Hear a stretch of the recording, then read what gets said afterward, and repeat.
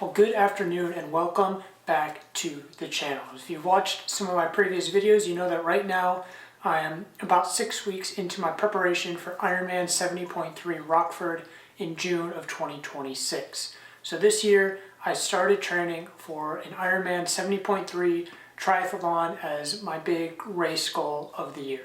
And there's a lot of work that goes into it, there's a lot of training, there's a lot of eating, all sorts of stuff, but something that everyone seems to have a strange obsession with, and myself included, is, as you can see around me, all of the gear. Everything that goes into it, you have to buy, you'd think, a sport like running, pair of shoes, maybe a watch, shorts, you're out the door. Triathlon, there's much more that goes into it. It kind of escalates exponentially, but in this video today, I want to go through everything that I have right now that I'm using to not only train for my Ironman 70.3 race, the whole process, swim, bike, and run, but also eventually what I'm going to use during the race as well. So I'm going to go through swim, bike, and run. It's going to be a bit of a longer video just because I'm going through most of the stuff and how I use it, all of the accessories and stuff, but if that's what you're interested in, stick around. I'm going to go through everything that I have and use. So I'd like to start off in order of the events with the swim. And the swim is something that there can be a lot of gear that you need to get up and running and do certain things with swimming, but it can be a fairly low gear activity to do. So I'm kind of in the middle right now. I did grow up swimming, so I had a couple of things laying around, so I didn't purchase all of these new, but a lot of the stuff, it's fairly inexpensive, 10, 20 bucks, and you'll be set and on your way. The first thing I'm going to say, when you're swimming, you need a swimsuit. And if you want to be fast, you want to feel fast, and you want to look fast, you'll get the briefs from Speedo, is my brand of choice. I've worn these ever since I was in high school, and they've never let me down yet. This is a pretty cool pattern on these. Again, like 20, 30 bucks. And then on top of that, you have just your swimsuit, which is more than enough. I also have what's called a drag suit. Now this is something that you wear on top of your other swimsuit. It's exactly what it says. It's a suit that creates drag, so when you're in the water, when you're training, it's just a little bit of extra drag, extra resistance, so that when you do get to whatever swimming race you're doing, you feel a little faster and you don't have that drag weighing you down. So again, this is completely optional. This is completely optional. Again, in high school, I started using this, so I'm just a creature of habit, and that's the two suit system that I use. I just get one of each, sets me up for the season. I don't really need to replace it for at least 4 or 5 months. So that's what I recommend for the suit. Once you have your swimsuit situation settled, the next thing you're obviously going to need is a swim cap and a pair of goggles. If you're not used to wearing a swim cap and you have shorter hair, you can just get a pair of goggles, go in the pool. I have longer hair, and it's kind of, I don't know, it's kind of a drag thing, it doesn't keep your hair dry, but swim cap, I would recommend. This is a silicone one, again, from Speedo, 15 bucks, just goes on your head. I got one of these. You're going to wear one during the race, so might as well wear it during training. And then a pair of goggles, 20, 25 bucks to get a good one. These are the Speedo Vanquisher 2.0 model. This is what I wore for 10 years when I swam from age 6 to 16, so I figured why change it now. So I went with the Speedo Vanquisher 2 goggles. Honestly, you don't need an expensive fancy pair of goggles. There's some of them out there that display information in front of you. There's all sorts of fancy things now. Just tried and true pair of goggles, get you in the pool, that'll get you swimming.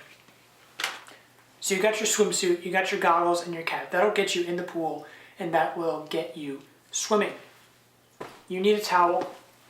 This is a towel I got from Target like 3 years ago. It's all I had laying around. So you do need a towel for after you get out of the pool, unless you just want to walk around soaking wet.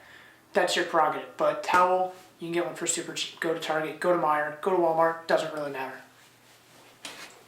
Before I get into what I'm sure most people are interested in and the other gear and swimming that you use for drills and such, finally, you need a bag to hold all of this junk, all of this stuff in, your swimsuit, your towel, your goggles, your cap. This is, again, just a bag I had laying around from high school and college. This is from New Balance. It's held up really well over the years. It has certain pockets. You can get swimming specific bags from brands like Arena, Speedo, Tier has really good ones, but any bag will do, just something to carry with you to the pool so you're not carrying all your stuff in your arms. Smack it all in here, you'll be good to go, it'll be fine.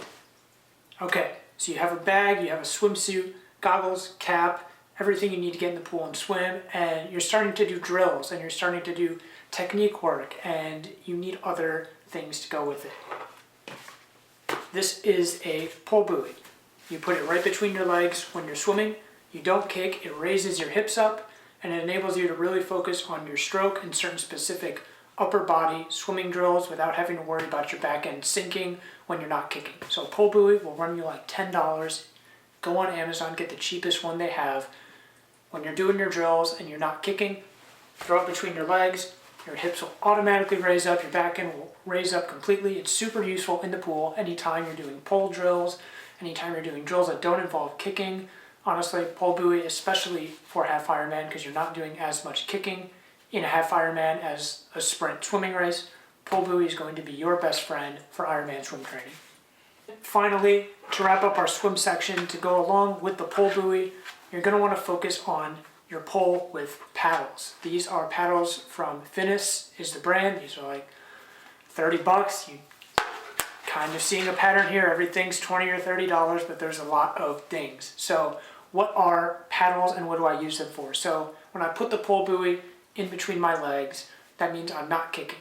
What does it mean when you're not kicking? Well, if you want to move through the water, you have to use your arms and you have to pull. When you have the paddles on your hands, it really helps you feel the catch of the water. So when you're at the top of your stroke, that's called the catch. When you're catching the water at a certain angle, it'll be really good and it'll make you glide, it'll make you super efficient in the water. When you don't, and this is where the paddles come in, if you catch and you enter the water at a super sharp angle like that, your paddle will come flying off your hand like that. If you enter it way too evenly on the top, you'll just smack the water with the paddle and you'll feel a lot of resistance when you're trying to pull against the water. When you hit it perfectly, or when you hit a good entry and catch with the paddle will work with you, it'll flow straight into the water, and you'll feel a really good and efficient catch. And all of those things aside, if you don't care about technique, it's a really good fitness builder. If you just want to not kick, throw the pole buoy in between your legs, use the paddles, you'll feel it in your lats, your shoulders, your triceps, everything. So bare minimum, I think, for any sort of swim training, swimsuit, goggles, towel, and then for drills, pole buoy and paddles. That's all you need. You can go extra, you can get fins, you can get a snorkel, you can get all sorts of things, but this is like my kind of bare minimum, what I'm using. I swim twice a week. I don't really swim that much. Twice a week, maybe 3 hours a week. This is what I'm going to use for the entire training block. That's it. So it's more than enough, and those are the exact brands that I use. So next up, we're going to talk about everybody's favorite part of training for a triathlon, and that is the bike. My cat's right here, so she's going to participate in this section as best she can. But everybody's favorite part of the triathlon is the bike, and my argument is that it also might be because of the gear. The bike is really exciting. You can get a nice, fancy, cool bike with all sorts of attachments, all sorts of stuff on it, and you can go crazy with it really fast. And bikes are really interesting, and there's a lot of cool bikes out there, but you don't need any of that really to hop into your first triathlon. I'm going to explain to you what I have and what I'm using and how I think it's going to help me through this training period. So really, if you're training for a triathlon, of course you need a bike, and this is what I have here. This is a older Cervelo P2 tri-bike. I got this from my mom. She's been using it on and off for like 10 years or something, ever since she started doing triathlons back in the day.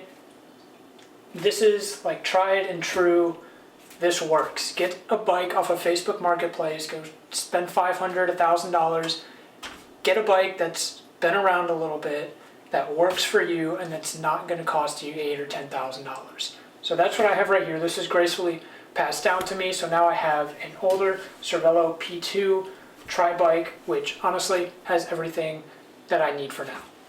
Probably in a later video, I'll go through more of the specifics about my bike setup, what I kept on the original bike, what I'm changing from the original bike, but get your hands on a triathlon bike. If you can't get your hands on a triathlon bike, a road bike with clip-on aero bars is just as good, Get a bike pump, obviously. You can't ride a bike with flat tires, so I got this bike pump from Target for like 20 bucks. Everything's $20 these days, but Cervelo P2 is my bike of choice for this triathlon. Everything is pretty much stock. Again, there's a couple of changes that I might go through in a later video, but this is the stallion that I will ride into battle for Ironman 70.3 Rockford. Now, I would like to make it known that I do live in the Midwest, and therefore cycling outside in the months of January to early April isn't really as feasible as I would like it to be. And so that's where my other significant bike investment comes in, and this is the Wahoo Kicker Core 2 with the Zwift cog.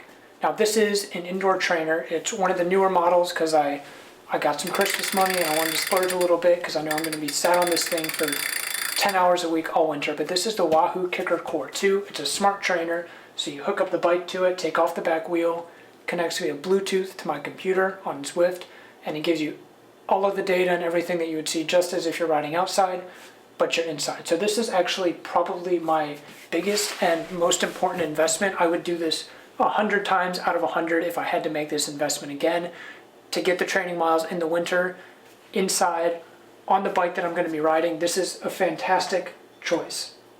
Super easy to set up, actually. It connects really quickly. But I've been riding on this for about 2 months now, and it's been fantastic. So no complaints here. Wahoo Kicker Core 2 with the Zwift cog to go on this old workhorse of a bike. So having said all of that about the bike, I've done triathlons in the past. I know that I'm going to get out there on the bike course, and there's going to be plenty of dudes out there, women too, with $8, $9, $10, $11,000 bikes, and they're going to be flying around doing whatever they do, carbon wheels, any of that.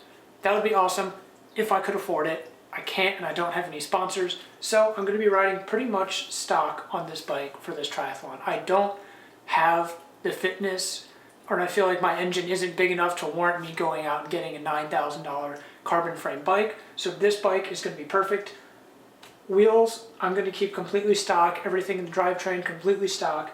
I am going to get new tubes and new tires because these have definitely been around the block and they need to be replaced, so before I start riding outside, I am going to replace the tires on here and the inner tubes, but that's pretty much all I'm changing in terms of major modifications to the bike. So yeah, that's the main part of the gear for the bike. There's a lot more I'm going to go into right now, but that's the main gist of the gear that I'm training and going to be racing with. There's a couple other items I go along with bike training. I want to start with the shoes. I got these probably 4 years ago. By Tri7 is the brand. They're just simple clip-in tri-bike shoes. They have Velcro, so it makes them easy to take on, take off, get in and out of them. These have been really good. I have no complaints. I have no good things, no bad things to say about them. They're just shoes. So they've done me well and they serve me well. I'm going to be racing in these. I'm not going to spend $200 on new shoes because these have worked fine. So I don't need to spend $200 on new shoes. Helmet, this is, I should know what this is. This is a Giro helmet. It is the Register helmet. So this is a good training helmet. I wouldn't say it has almost any aerodynamic benefit or any specialties like that, but that's what makes it so good. It's a relatively affordable helmet. It'll keep your brain safe in case of an accident, and that's what you really want out of a helmet. So this is what I'm going to be training in once I cycle outside. If I have the money by then, I might invest in a more aerodynamic helmet, probably still from Giro. Haven't decided on that yet. I have a couple months to figure out if I'm going to need that or want that, but the Giro Register helmet, I don't know, you might not even be able to buy it anymore, but this is what I have, so this is what I'm going to be using to train and maybe to race in. It's nice and red. Finally, some of the other clothing and accessories that, of course, come along with everything cycling. There's a lot of laundry to be done when you're cycling all the time. One thing I'm actually super excited about is these socks. I found them on Amazon, and you might think I'm crazy for getting excited about socks, but they're really, really good cycling socks. So they're by, Danish Endurance. They're crew cut socks, so they're really good actually. They're like soft, they're light, they feel breathable. Everything about these socks is really good, so I'll put a link in the description, but if you get your hands on a couple pairs of these socks, I promise you will not regret spending the $30 on them on Amazon. Beyond that, I got some I have a lot of pairs of cycling shorts now. I have 4 or 5 pairs, which might not seem like a lot to most people, but that's a lot for me. I don't remember the brand on these either. What is it? Bikewa. I don't know. Got them on Amazon. I get everything on Amazon. But I got a couple pairs of bike shorts. Definitely need bike shorts. If you're going to be cycling for any meaningful amount of time, you're going to get sore. They have this padding on the underside of it, so you won't get as sore. You won't have to drop off your bike as quickly. Invest in good cycling shorts. 100% worth your money all of the time. The last piece of cycling clothing, at least to talk about, I did get a couple of cycling jerseys. You can see the tag's still on them, so I haven't even worn them yet, but once I get outside, this is going to be nice. It's lighter material, stretchy, moisture wicking. It'll be good for cycling outside and not just wearing like a t-shirt or a sweatshirt or what have you. So I got a couple of pairs of these. You probably guess it, $20 or $30 on Amazon, so not too bad. Just something to get me through the training sessions and being comfortable. This is the Garmin HRM Pro heart rate monitor. If you don't know anything about heart rate monitors, the one on your watch is not super accurate. If you want to take heart rate training seriously, get a chest-mounted heart rate monitor like this. It just goes around your chest like that.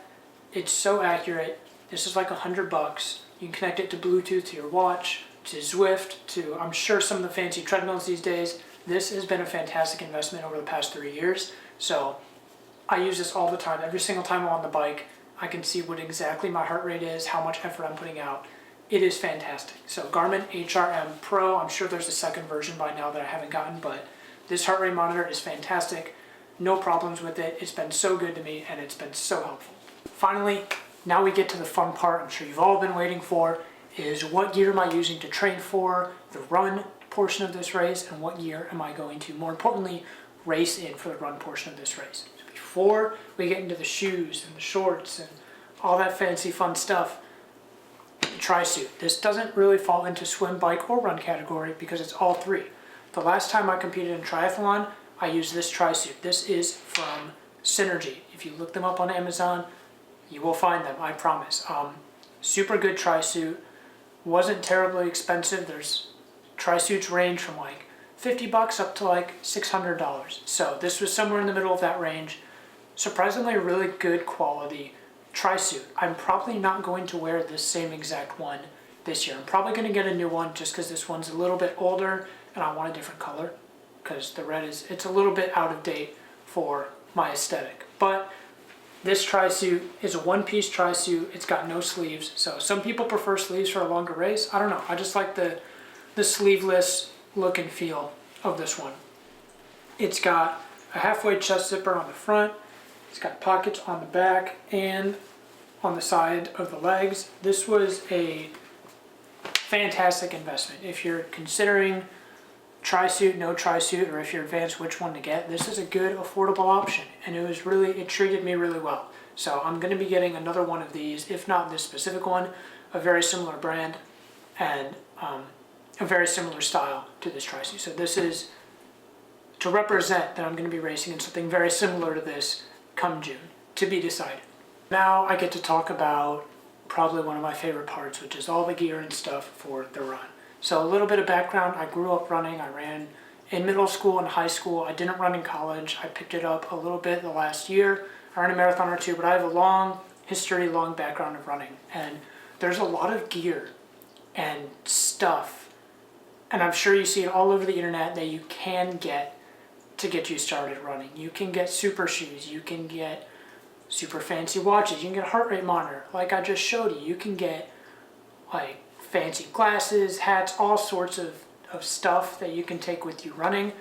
I don't tend to do that. I don't have a ton of gear when it comes to running. I've gotten a little bit more over the past couple of years, but I'm kind of a traditionalist, kind of a minimalist when it comes to running, in that what's worked for me in the past tends to still work for me today, and I don't like changing what works, especially in terms of gear.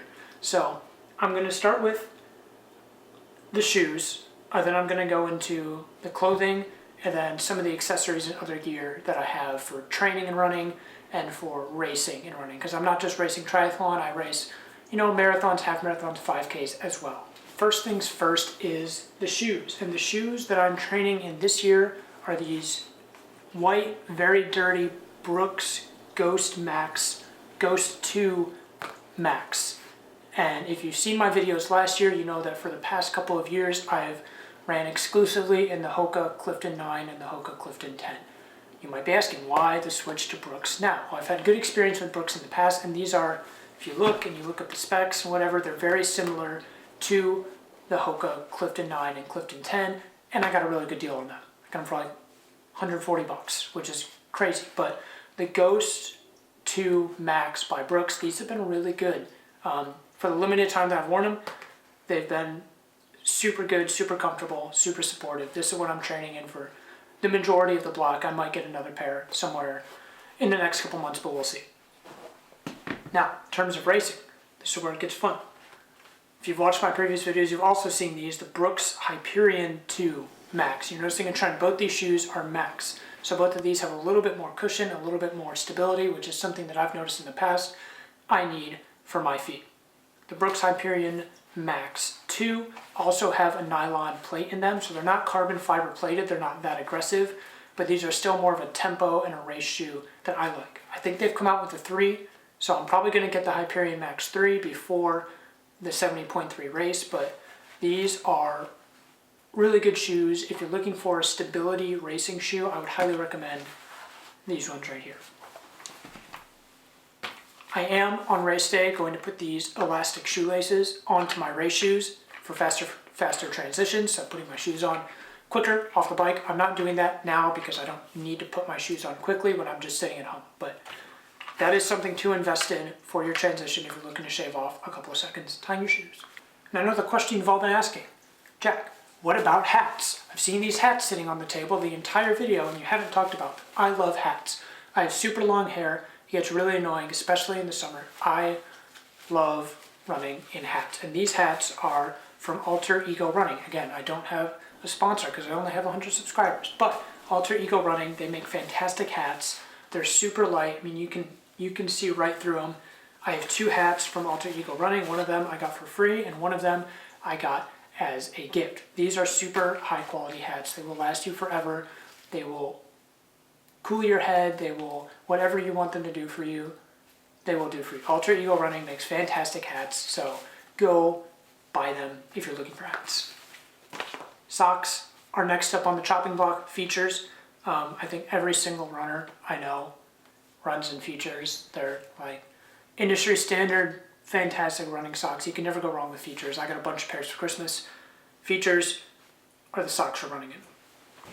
Before I finish off with some of the technology stuff, I want to go through like what clothes I'm running in, because again, running, you do a lot of laundry, go through a lot of clothes. What am I wearing? Where are my clothes? Here they are. So, starting with shorts, a good pair of shorts. Can't go wrong with any of these that I've worn. So, Lululemon, I don't typically run in these, but I'll work out in them if I'm hitting weights or I'm doing strength work or whatever. Lululemon, super high quality shorts.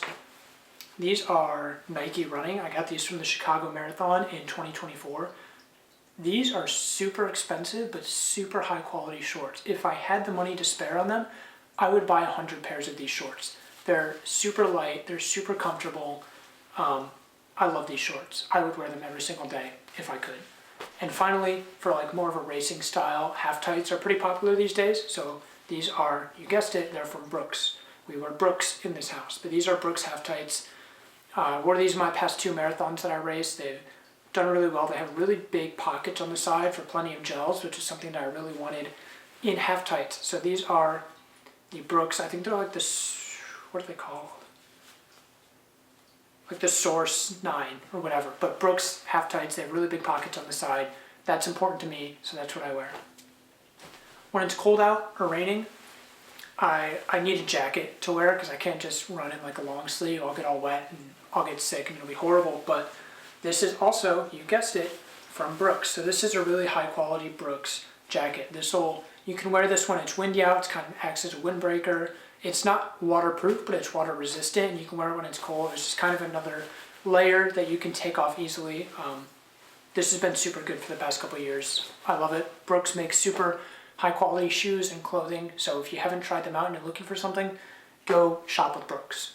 And finally, to wrap up the running section, there are 3 pieces of not even technology but gear that I cannot live without. And these are like the only 3 additional things besides clothing and shoes that I take with me on most of my runs. Number 1 is a headlamp.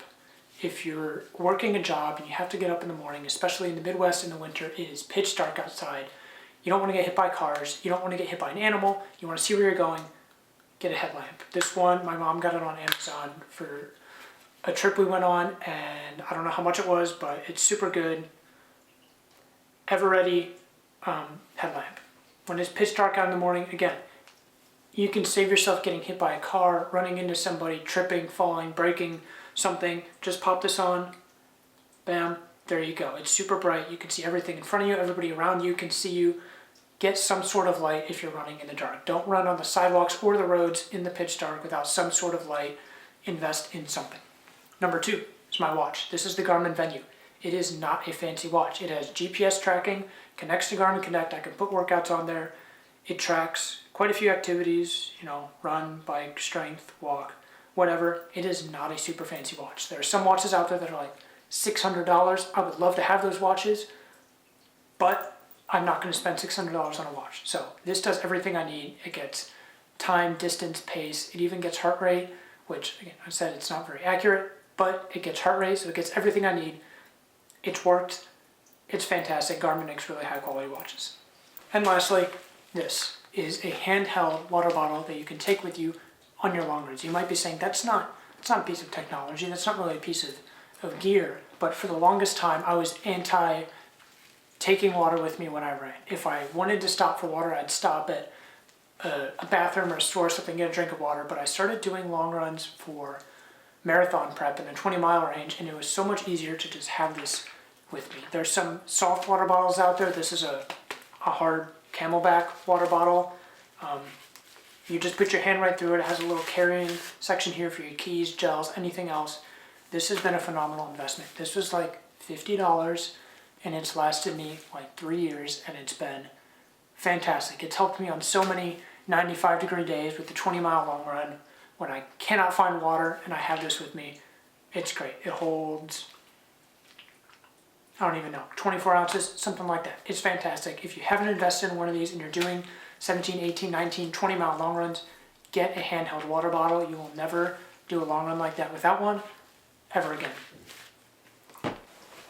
So that is all of the physical gear that I'm using across the 3 disciplines, swim, bike, and run, to train for and eventually race in Ironman 70.3 Rockford this summer. So if that's all you cared about, you can click off the video now. There's one more section that I want to go into that's equally as important. It's kind of like the 4th discipline besides nutrition, and that is strength work. There's a couple of things, again, cheaper items that you can get, keep in your house, keep in your apartment, that I use almost every single day that I think are really important as part of the training process to keep me strong and healthy. So I'm going to go through that right now. So I'm kind of sitting in a corner right now, but I wanted to talk about the at-home strength work that I do and how I accomplish this. All of these things can also be accomplished with a gym membership just as easily, or an apartment complex gym even. But this is like $150 on Amazon. It has dumbbells from 5, 10, 15, 20, up to 25 pounds. I use this for so many things: weighted lunges, weighted squats, weighted calf raises, anything where you need to add 20 pounds to help your legs get a little stronger. This has been a fantastic investment. Alongside that, this right here is just a little step up. I use this for, again, calf raises, single leg lunges, step ups, step downs, anything single leg that needs to be elevated. I just got this for convenience. You don't need it, but it's been a fantastic investment for my strength and health and longevity. And the only other piece of at-home strength equipment I have, and if you're going to get anything, get this on Amazon. These are miniature resistance bands. There are hundreds of exercises online and even on my channel showing how to use these. Get a couple of these and use them every day, every other day, just a little bit, and you will get so strong, so injury resistant. It'll be fantastic. This one goes from like 6 pounds to 17 pounds. I use this so much, I'm surprised it hasn't broken yet. My heavier one actually did break, so I need to get a new one. But Miniature resistance bands, fantastic investment.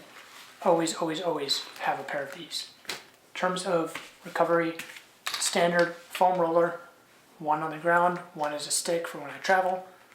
I don't use these super often, but they are good to have when I do need them. That is going to be it for this video. That is all of the gear that I could find in my apartment that I use at the current moment. If there's anything else, you'll probably see it on my Instagram or my TikTok come up at some point. If there's anything else you want to see, leave it down in the comments below and I'll go more in depth into any of this. So, what do you do with your swim gear? What do you do for at-home strength work? How's my bike set up? Anything like that you want to see, leave it in the comments below and I'll go over it. But that is going to be it for this video. I hope you enjoyed. I hope you learned something. I hope you got a few ideas of what you can go buy on Amazon, and I will see you in the next video.